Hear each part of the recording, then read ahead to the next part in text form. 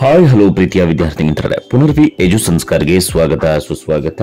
ಎಷ್ಟೋ ನೆಚ್ಚಿನ ವಿದ್ಯಾರ್ಥಿಗಳು ಕೇಳ್ತಾ ಇದ್ರು ಏನಪ್ಪಾ ಅಂತಂದ್ರೆ ಫಸ್ಟ್ PUC ಆನ್ಯುವಲ್ ಎಕ್ಸಾಮ್ಗೆ ಕನ್ನಡ ಭಾಷಾ ವಿಷಯಕ್ಕೆ ಸಂಬಂಧಿಸಿದ ಹಾಗೆ ಪಾಸಿಂಗ್ ಪ್ಯಾಕೇಜ್ ನ ಅಪ್ಲೋಡ್ ಮಾಡಿ ಸರ್ ಅಂತ ಹೇಳಿ. ಖಂಡಿತ ವಿದ್ಯಾರ್ಥಿ ಮಿತ್ರರೇ, ನೀವು ಪ್ಲೇ ಲಿಸ್ಟ್ ಅಲ್ಲಿ ಹೋಗಿ ನೋಡಿದ್ರೆ ಪ್ರತಿ ಸಬ್ಜೆಕ್ಟ್ ಗಳ ಪಾಸಿಂಗ್ ಪ್ಯಾಕೇಜ್ ಸಿಗುತ್ತೆ. ಈ ಒಂದು ವಿಡಿಯೋದಲ್ಲಿ ಗದ್ಯ ಭಾಗದಲ್ಲಿ ಕೇಳಲಾಗುವಂತಹ ಏನು ಸಂದರ್ಭ ಸಹಿತ ವಿವರಿಸಿ ಉತ್ತರ ಸಮೇತ ತಿಳಿಸ್ಕೊಡ್ತಾ ಇದ್ದೇನೆ. ನಾನು ಏನ್ ಕೊಡ್ತಾ ಇದ್ದೀನಿ ಅದಷ್ಟು ಕ್ವಶನ್ಸ್ ನ ಮನೆಯಲ್ಲಿ ಹಾರ್ಡ್ ವರ್ಕ್ ಮಾಡಿ ಖಂಡಿತ ನಿಮ್ಗೆ ಒಳ್ಳೆ ಮಾರ್ಕ್ಸ್ ಅಂತೂ ಗ್ಯಾರಂಟಿ ಬಂದೇ ಬರುತ್ತೆ. ಜೊತೆಗೆ ಹೊಸದಾಗಿ ನೀವು ನಮ್ಮ ಚಾನಲ್ಗೆ ಭೇಟಿಯನ್ನ ಕೊಟ್ಟಿದ್ರೆ ಸಬ್ಸ್ಕ್ರೈಬ್ ಮಾಡ್ಕೊಳ್ಳಿ. ಫ್ರೀಯಾಗಿ ಸಬ್ಸ್ಕ್ರೈಬ್ ಮಾಡ್ಕೊಳ್ಬಹುದು. ಯಾಕಪ್ಪ ಅಂತಂದ್ರೆ ಮುಂಬರುವಂತಹ ಶೈಕ್ಷಣಿಕ ಸುದ್ದಿಗಳು, ಸ್ಕಾಲರ್ಶಿಪ್ ಅಪ್ಡೇಟ್ಸ್ ಜೊತೆಗೆ ಇನ್ನೂ ಹೆಚ್ಚಿನ ಮಾಹಿತಿಗಳನ್ನ ಕೊಡ್ತಾ ಹೋಗ್ತಾ ಇರ್ತೀವಿ. ಮತ್ತೆ ಯಾಕೆ ತಡ, ಸಬ್ಸ್ಕ್ರೈಬ್ ಮಾಡ್ಕೊಳ್ಳಿ, ಪಕ್ಕದಲ್ಲಿರುವ ಬೆಲ್ ಐಕಾನ್ ಕ್ಲಿಕ್ ಮಾಡಿ, ಜೊತೆಗೆ ಈ ವಿಡಿಯೋಗೆ ಒಂದು ಲೈಕ್ ಮಾಡಿ, ಮರಿದೇನೆ ನಿಮ್ಮ ಎಲ್ಲ ಫ್ರೆಂಡ್ಸ್ಗಳಿಗೂ ಕೂಡ ಈ ಒಂದು ಪಾಸಿಂಗ್ ಪ್ಯಾಕೇಜ್ ಅನ್ನ ಶೇರ್ ಮಾಡಿ. ಸೊ ಬನ್ನಿ ಈಗ ವಿಡಿಯೋವನ್ನ ನೋಡ್ತಾ ಹೋಗೋಣ. ಗದ್ಯ ಭಾಗದಲ್ಲಿ ಕೇಳಲಾಗುವಂತಹ 2 ಅಂಕದ ಪ್ರಶ್ನೆಗಳು ಸಂದರ್ಭ ಸಹಿತ ವಿವರಿಸಿ ಉತ್ತರ ಸಮೇತ ನೋಡ್ತಾ ಹೋಗೋಣ. ಪ್ರಶ್ನೆ 1 ಅಂದ್ರೆ ಸಂದರ್ಭ 1, ರೈಲು ಹೊರಡಲು ಜ್ಯೋತಿಷ್ಯದ ಅನುಮತಿಯನ್ನು ಯಾರು ಕೇಳುವುದಿಲ್ಲ? ಉತ್ತರ, ಈ ಮೇಲಿನ ವಾಕ್ಯವನ್ನು ಡಾಕ್ಟರ್ ಎಚ್ ನರಸಿಂಹಯ್ಯನವರು ಬರೆದಿರುವ ಜ್ಯೋತಿಷ್ಯ ಅರ್ಥಪೂರ್ಣವೋ ಅರ್ಥರಹಿತವೋ ಎಂಬ ಗದ್ಯದಿಂದ ಆರಿಸಲಾಗಿದೆ. ಈ ಮಾತನ್ನು ಲೇಖಕರು ರಾಹುಕಾಲ, ಗುಳಿಕ ಕಾಲ ಮತ್ತು ಯಮಗಂಡ ಕಾಲಗಳ ಬಗ್ಗೆ ತಿಳಿಸುವಾಗ ಹೇಳಿದ್ದಾರೆ. ಜ್ಯೋತಿಷ್ಯದ ಪ್ರಕಾರ ರಾಹುಕಾಲದಲ್ಲಿ ಪ್ರಯಾಣ, ಮದುವೆ ಮುಂತಾದ ಶುಭ ಕಾರ್ಯಗಳನ್ನು ನಡೆಸಬಾರದು. ಈ ನಂಬಿಕೆ ನಿಜವಾದ ಪಕ್ಷದಲ್ಲಿ ರಾಹುಕಾಲದಲ್ಲಿ ಹೊರಟ ವಿಮಾನಗಳು, ರೈಲುಗಳು ಅಪಘಾತಕ್ಕೆ ಒಳಗಾಗಬೇಕು.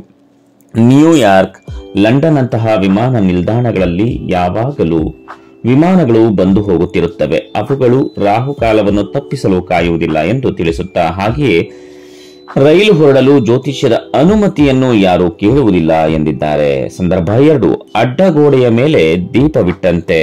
ಸೊ ಉತ್ತರವನ್ನ ನೋಡ್ತಾ ಹೋಗೋಣ. ಸೊ ತುಂಬಾನೇ ಇಂಪಾರ್ಟೆಂಟ್ ಉತ್ತರ ಆಗಿರುವಂತದ್ದು. ಪ್ರಸ್ತುತ ಮೇಲಿನ ವಾಕ್ಯವನ್ನು ಡಾಕ್ಟರ್ ಎಚ್ ನರಸಿಂಹಯ್ಯನವರು ಬರೆದಿರುವ ಜ್ಯೋತಿಷ್ಯ ಅರ್ಥಪೂರ್ಣವೋ ಅರ್ಥರಹಿತವೋ ಎಂಬ ಗದ್ಯ ಭಾಗದಿಂದ ಆರಿಸಲಾಗಿದೆ. ಈ ಮಾತನ್ನು ಲೇಖಕರು ಜ್ಯೋತಿಷಿಗಳು ತಿಳಿಸುವ ಭವಿಷ್ಯವಾಣಿಯನ್ನು ಕುರಿತು ಹೇಳಿದ್ದಾರೆ. ಜ್ಯೋತಿಷಿಗಳು ಹೇಳುವ ಭವಿಷ್ಯವು ಪತ್ರಿಕಾ ಪ್ರತಿನಿಧಿಯು ನಡೆಸುವ ಚುನಾವಣೆಯ ಮೊದಲಿನ ಸಮೀಕ್ಷೆಯ ರೀತಿಯಲ್ಲಿ ಊಹೆಗೆ ಒಳಪಟ್ಟಿರುತ್ತದೆ. ಅಲ್ಲದೆ ಇಬ್ಬರು ಜ್ಯೋತಿಷಿಗಳ ಅಭಿಪ್ರಾಯಗಳಲ್ಲಿ ಸಾಮಾನ್ಯವಾಗಿ ಯಾವ ಹೊಂದಿಕೆಯೂ ಇರುವುದಿಲ್ಲ. ಆದ್ದರಿಂದ ಅವರು ಹೇಳುವ ಭವಿಷ್ಯವು ಅಡ್ಡಗೋಡೆಯ ಮೇಲೆ ಇಟ್ಟ ದೀಪದ ಬೆಳಕಿನಂತೆ ಇರುತ್ತದೆ ಎಂದಿದ್ದಾರೆ. ಸಂದರ್ಭ 3, ಸಮಾಜದ ಸುಧಾರಣೆ ಶಿಕ್ಷಣದ ಒಂದು ಉದ್ದೇಶ. ಉತ್ತರ, ಈ ಮೇಲಿನ ವಾಕ್ಯವನ್ನು ಡಾಕ್ಟರ್ ಎಚ್ ನರಸಿಂಹಯ್ಯನವರು ಬರೆದಿರುವ ಜ್ಯೋತಿಷ್ಯ ಅರ್ಥಪೂರ್ಣವೋ ಅರ್ಥರಹಿತವೋ ಎಂಬ ಗದ್ಯದಿಂದ ಆರಿಸಲಾಗಿದೆ. ಈ ಮಾತನ್ನು ಲೇಖಕರು, ಅಧ್ಯಾಪಕರು ಮತ್ತು ವಿದ್ಯಾರ್ಥಿಗಳಲ್ಲಿ ವೈಜ್ಞಾನಿಕ ಮನೋಭಾವವನ್ನು ಬೆಳೆಸುವುದು ಶಿಕ್ಷಣದ ಒಂದು ಉದ್ದೇಶವಾಗಿರಬೇಕು ಎಂದು ತಿಳಿಸುವ ಸಂದರ್ಭದಲ್ಲಿ ಹೇಳಿದ್ದಾರೆ. ಯಾವುದೇ ವಿಚಾರವನ್ನು ಪ್ರಶ್ನಿಸದೆ, ಪರಿಶೀಲಿಸದೆ ಒಪ್ಪಿಕೊಳ್ಳಬಾರದು. ಅದು ಭಗವದ್ಗೀತೆ, ಬೈಬಲ್ ಅಥವಾ ಕುರಾನ್ ಆಗಿರಲಿ, ಅವುಗಳು ವೈಜ್ಞಾನಿಕ ಆಲೋಚನೆಗಳಿಗೆ ತೃಪ್ತಿಯನ್ನುಂಟು ಮಾಡಬೇಕು. ಆದ್ದರಿಂದ ಸಮಾಜದ ಸುಧಾರಣೆ ಶಿಕ್ಷಣದ ಒಂದು ಉದ್ದೇಶವಾಗಿರಬೇಕು ಎಂದು ತಿಳಿಸಿದ್ದಾರೆ. ಸಂದರ್ಭ 4, ನಾನು ಪಶ್ಚಾತ್ತಾಪದ ಬೆಂಕಿಯಲ್ಲಿ ಬೆಂದಿರುವೆ. ಉತ್ತರ, ಈ ವಾಕ್ಯವನ್ನು ಡಾಕ್ಟರ್ ವೀಣಾ ಶಾಂತಲೇಶ್ವರರವರು ಬರೆದಿರುವ ನಿರಾಕರಣೆ ಎಂಬ ಗದ್ಯ ಭಾಗದಿಂದ ಆಯ್ದುಕೊಳ್ಳಲಾಗಿದೆ. ದುಷ್ಯಂತ ಶಕುಂತಲೆಗೆ ಕೇಳುವ ಮಾತಾಗಿದೆ. ದುಷ್ಯಂತನು ಶಕುಂತಲೆಯನ್ನು ಕುರಿತು, ನಾನಂದು ಯಾವುದೋ ಬುದ್ಧಿಮಾಂದ್ಯಕ್ಕೊಳಗಾಗಿ ನಿನ್ನನ್ನು ತಿರಸ್ಕರಿಸಿದೆ, ನನ್ನನ್ನು ಕ್ಷಮಿಸು ಎಂದು ಬೇಡಿಕೊಳ್ಳುತ್ತಾ, ನನ್ನದು ಮಹಾಪರಾಧವಾಯಿತು, ನಾನು ಪಶ್ಚಾತ್ತಾಪದ ಬೆಂಕಿಯಲ್ಲಿ ಬೆಂದಿರುವೆ, ಈಗ ನೀನು ನನ್ನನ್ನು ಸ್ವೀಕರಿಸುವ ಗಳಿಗೆ ಬಂದಿದೆ ಎಂದು ಕೇಳಿಕೊಳ್ಳುತ್ತಾನೆ. ಸಂದರ್ಭ 5, ನಮಗಿದು ಅಭ್ಯುದಯ ಕಾಲ, ಮಹಾಸುದಿನ. ಉತ್ತರ, ಈ ವಾಕ್ಯವನ್ನು ಡಾಕ್ಟರ್ ವೀಣಾ ಶಾಂತಲೇಶ್ವರರವರು ಬರೆದಿರುವ ನಿರಾಕರಣೆ ಎಂಬ ಗದ್ಯ ಭಾಗದಿಂದ ಆಯ್ದುಕೊಳ್ಳಲಾಗಿದೆ. ಈ ಮಾತನ್ನು ದುಷ್ಯಂತ ಶಕುಂತಲೆಗೆ ಹೇಳುತ್ತಾನೆ. ಶಕುಂತಲೆಯು ದುಷ್ಯಂತನು ಬಂದ ಸಂದರ್ಭದಲ್ಲಿ ಈತ ಬಂದನೆಂದು ಸಂತೋಷಿಸಲೇ, ಇಷ್ಟು ದಿನಗಳು ಆಚರಿಸಿದ ವ್ರತಗಳು, ಗೈದ ತಪಸ್ಸು, ಮಾಡಿದ ಪೂಜೆ ಎಲ್ಲ ಸಫಲವಾಯಿತೆಂದು ಧನ್ಯಳಾಗಲೇ ಇಲ್ಲ, ಸಾಧ್ಯವಿಲ್ಲ ಎಂದು ಅವಳಿಗೆ ಅರಿವಾಗದಂತೆ ಅವಳಿಂದ ಹೊರಬಿದ್ದ ಮಾತಿಗೆ ಬೇರೆಯೇ ಅರ್ಥ ಕಲ್ಪಿಸಿದ ದುಷ್ಯಂತ ಅದೇಕೆ, ನಾಚಿಕೆಯೇ, ನಮಗಿದು ಅಭ್ಯುದಯ ಕಾಲ, ಮಹಾ ಸುದಿನ ಎನ್ನುತ್ತಾನೆ.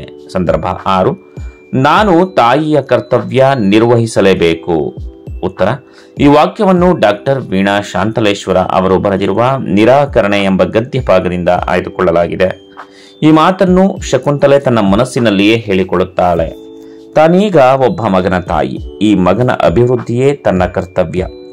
ಈ ಮಗನಿಗೆ ಆತನ ಅಧಿಕಾರವನ್ನು ನಾನು ದೊರಕಿಸಿಕೊಡಲೇಬೇಕು. ನನ್ನ ತಾಯಿಯಾದ ಮೇನಕ್ಕೆ ಮಗುವನ್ನು ತ್ಯಜಿಸಿ ಹೋದದ್ದು ಕ್ಷಮಿಸಲನರ್ಹವಾದ ಕರ್ತವ್ಯ ಲೋಪವೆಂದು ನನಗೆ ಯಾವಾಗಲೂ ಅನ್ನಿಸಿದ್ದಿದೆ.